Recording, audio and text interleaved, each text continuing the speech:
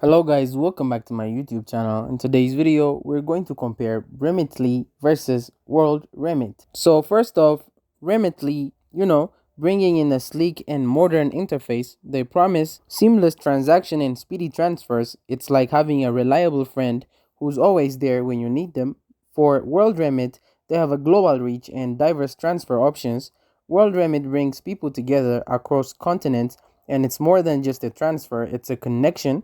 So back to Remitly. They pride on themselves with its lightning fast transfers and intuitive platform, while WorldRemit boasts a wide array of destination countries and flexible payout options.